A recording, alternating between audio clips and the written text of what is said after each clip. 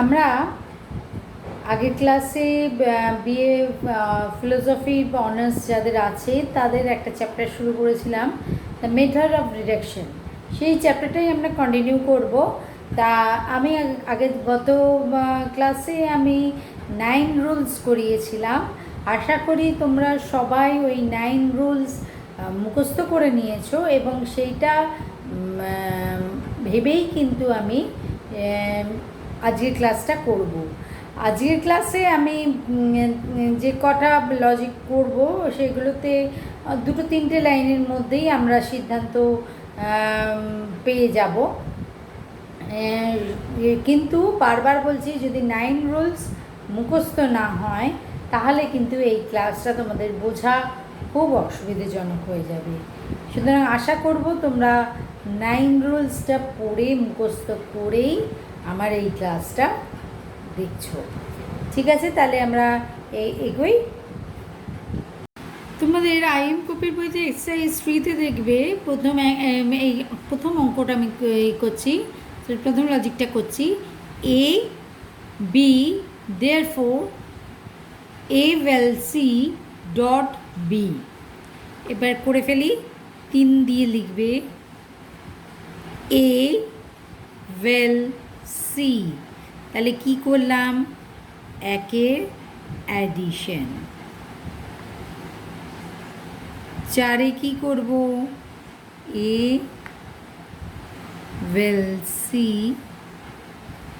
Dot B. তাহলে কি করলাম?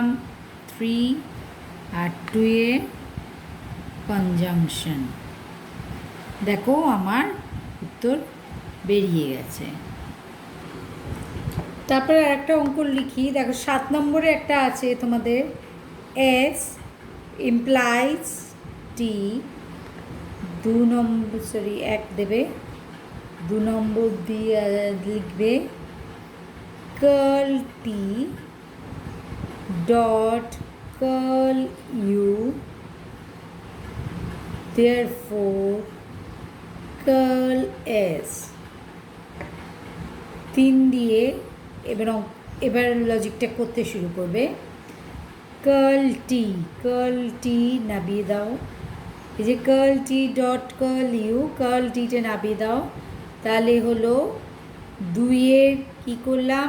সিম্প করলাম। 4 নম্বরে লিখবে, তাহলে এস ইমপ্লাইজ টি কার্ল টি, সুতরাং কার্ল এস পেয়ে গেলাম। তাহলে কি করলাম? 1 আর 3-এর এম টি। আচ্ছা, আর একটা অঙ্ক করি, আর একটা লজিক সলভ করি। 12 নম্বরেরটা দেখো।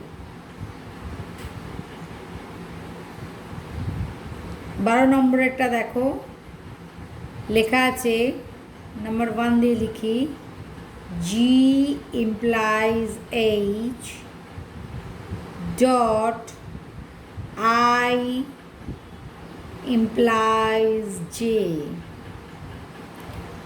2 নম্বর দিয়ে লিখব G therefore H will J. 3 number দিয়ে লিখব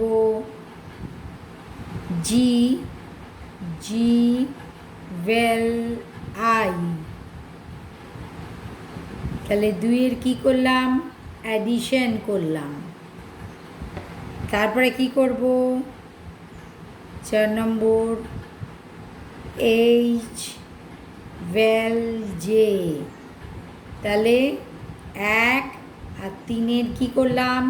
সিডি করলাম। বারবার বলছি, যারা 9 রুলস মুখস্থ করনি তাদের কিন্তু এগুলো বুঝতে, লজিকগুলো বুঝতে কিন্তু খুব অসুবিধে হবে। তোমাদের বারবার করে বলছি, 9 রুলসটা মুখস্থ করলে কিন্তু তবেই তোমরা এই লজিকগুলো বুঝতে পারবে, এগুলো করতে পারবে। ঠিক আছে, এখন 19 নম্বরের একটা লজিক আছে, ডি ইমপ্লাইজ ই, তারপরে 2 নম্বরে থার্ড ব্র্যাকেটে ডি ইমপ্লাইজ ফার্স্ট ব্র্যাকেটের মধ্যে D dot E, first bracket close third bracket close implies first ব্র্যাকেটের মধ্যে F implies curl G, therefore F implies curl G. লজিকটা দেখতে অনেক বড়, কিন্তু আমি এটা করলে তোমরা বুঝতে পারবে দুটো লাইনেই ঠিকের আমরা অ্যান্সারটা পেয়ে যাব। ঠিক দেখো 3 নম্বর দিয়ে লিখবে ডি ইমপ্লাইজ ডি ডট ই,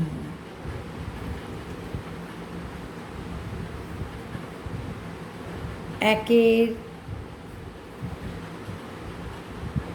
এক্স। 4 নম্বর তাহলে দেখো ডি ইমপ্লাইজ ডি ডট ই কোথায় আছে, ডি ইমপ্লাইজ ডি ডট ই আছে, তাহলে এখানে 3 নম্বরে আছে ডি ইমপ্লাইজ ডি ডট ই, তাহলে এইটা পেয়ে গেলাম আমরা এফ ইমপ্লাইজ কার্ল জি।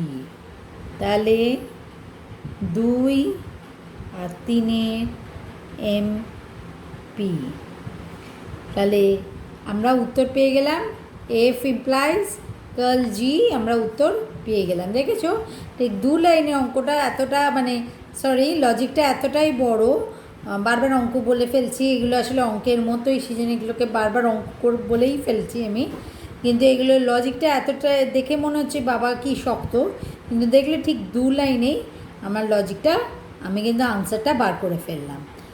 ঠিক এইরকম এই এক্সারসাইজে অন্তত 30টা এরকম লজিক আছে। আমি আজকে 5টা মতো তোমাদের দেখালাম, তোমরা বাড়িতে প্র্যাকটিস করো, এই 19-20 অবধি তোমরা বাড়িতে ভালো করে প্র্যাকটিস করো। যদি কোথাও কোনোটা করতে তোমরা না পারো তাহলে আমাকে অবশ্যই কমেন্টে লিখো, আমি তোমাদের নিশ্চয়ই সাহায্য করব। এবং নেক্সট দিন আমরা 20 পর থেকে আমরা আবার করব। 30টা আছে আর বাকি 10টা বাকি রইল, আমরা আরও বাকি আর একটা ক্লাসে আমরা আরও বাকি 10টার মধ্যে আরও কয়েকটা লজিক করে আমরা এই এক্সারসাইজটা শেষ করে আবার অন্য এক্সারসাইজের দিকে যাব। ঠিক আছে, তাহলে আজ আমি ক্লাস এখানেই শেষ করলাম।